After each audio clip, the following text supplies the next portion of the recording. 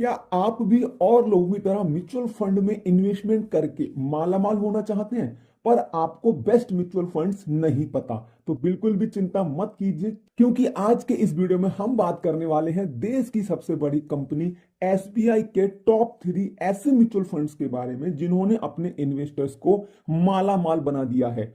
और दोस्तों, जैसा कि हम लोग जानते हैं कि एसबीआई म्यूचुअल फंड इंडस्ट्री में सबसे बड़ा नाम है और लगभग 10 लाख करोड़ रुपए से ज्यादा के म्यूचुअल फंड्स मैनेज करती है। तो ऐसी कंपनी में आपका पैसा भी तेजी से बढ़ सकता है और उन गोल्डन पॉइंट्स की भी बात करेंगे जो इन म्यूचुअल फंड्स को खास बनाते हैं। तो जिन टॉप 3 म्यूचुअल फंड्स की बात करने वाले हैं वो तीनों फंड्स एक से बढ़कर एक है और तीसरा वाला तो मेरा फेवरेट है। तो साथियों, वीडियो को कीजिए लाइक और बने रहिए मेरे साथ वीडियो के लास्ट तक। साथियों, आज का हमारा पहला म्यूचुअल फंड है SBI PSU fund. SBI PSU fund direct growth भी कहते हैं इसको। अगर हम इसके प्राइस की बात करें, एनएवी की बात करें, तो इस समय चल रहा है 33 रुपए 22 पैसे। अब हम बात करेंगे सबसे पहले एक बहुत बेहतरीन चीज की, तो वो है हमारी इस म्यूचुअल फंड के रिटर्न्स। तो अगर हम बात करें किसी भी म्यूचुअल फंड के सबसे कम से कम रिटर्न हम देखें, तो हम कम से कम 1 ईयर के रिटर्न्स पहले देखते हैं। तो इस फंड ने एक साल के अंदर 50% के रिटर्न यहां पे दिए हुए हैं। अगर हम बात करें 3 साल की, तो 3 साल में इस फंड ने 35% के रिटर्न दिए हैं। 5 साल की अगर हम बात करते हैं तो इस फंड ने 24% के रिटर्न दिए हुए हैं।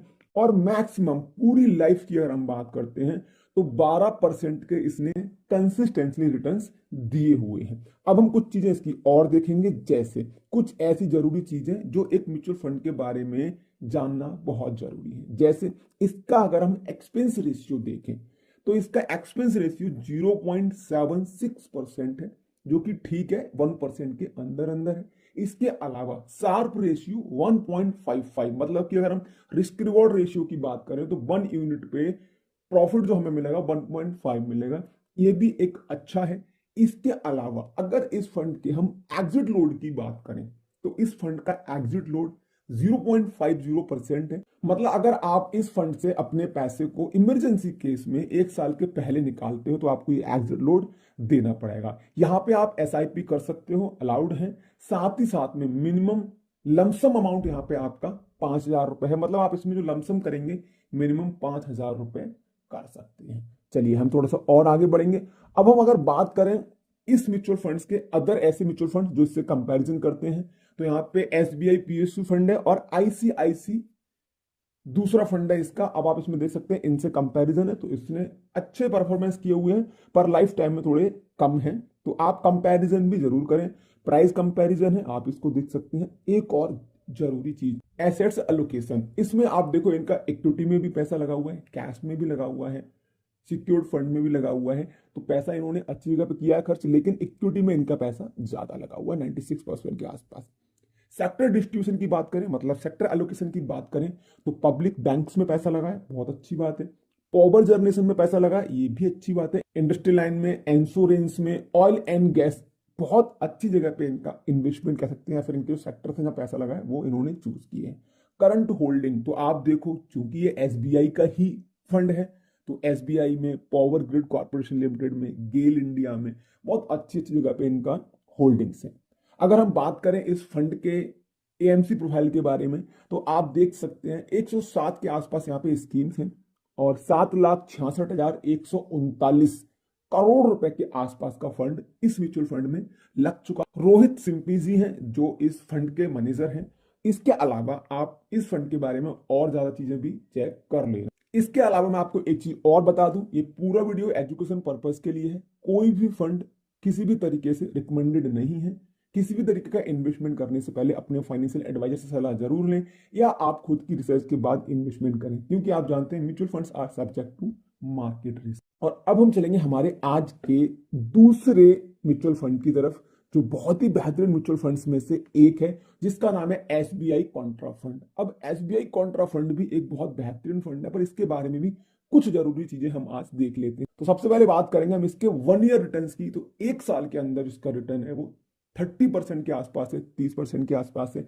एनएवी प्राइस का आप देख सकते हैं 403 रुपए के आसपास इस समय चल रहा है। और सबसे बड़ी बात, 3 साल के अगर हम रिटर्न देखें 23.97, मतलब ऑलमोस्ट 24% के रिटर्न यहाँ पे दिए हुए हैं।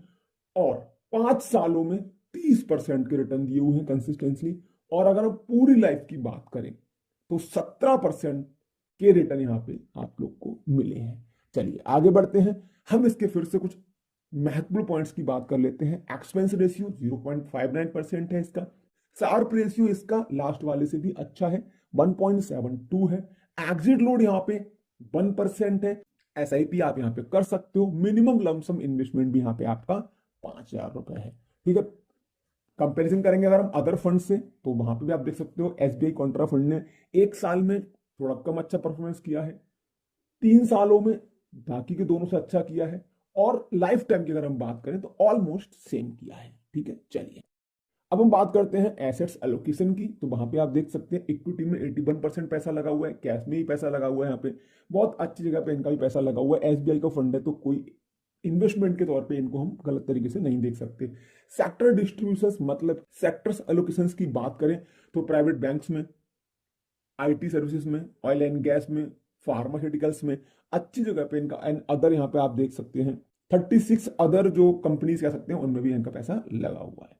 अब हम बात कर लेते हैं करंट होल्डिंग्स की, कहां कहां पे इनका पैसा जो है वो इस समय पे लगा हुआ है। एचडीएफसी बैंक में, रिलायंस इंडस्ट्री में, टेक महिंद्रा लिमिटेड में, और भी कंपनीज आप सी ऑल करके देख सकते हो। अब फिर से हम बात करेंगे इस फंड के बारे में एएमसी प्रोफाइल की।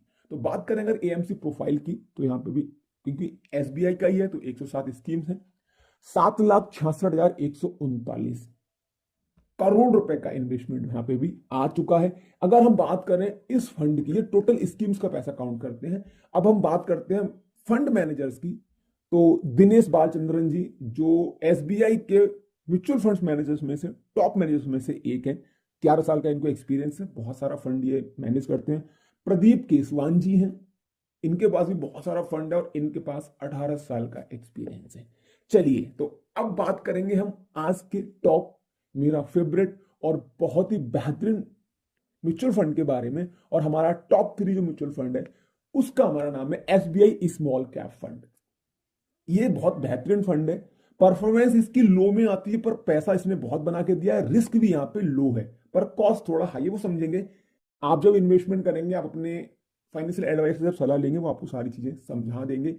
196 रुपए के आसपास इनका एनएवी प्राइस चल रहा है इस समय पे। अगर हम बात करें 1 ईयर रिटर्न्स की तो आप देख सकते हैं 26%, मैं मानता हूं 26.93 है, ऑलमोस्ट 27% के रिटर्न 1 साल में दिए हैं। लास्ट 3 सालों में 19% के रिटर्न दिए हुए हैं। लास्ट 5 सालों में 27% के रिटर्न दिए हुए हैं। और पूरी लाइफ की अगर हम बात करें 25.80, ऑलमोस्ट 26% के रिटर्न यहां पे हम लोग को मिले हैं। अब इसके हम और मेन चीजों को देख लेते हैं। एक्सपेंस रेशियो 0.66% है। शार्प रेशियो भी इसका अच्छा है, 1.56 है।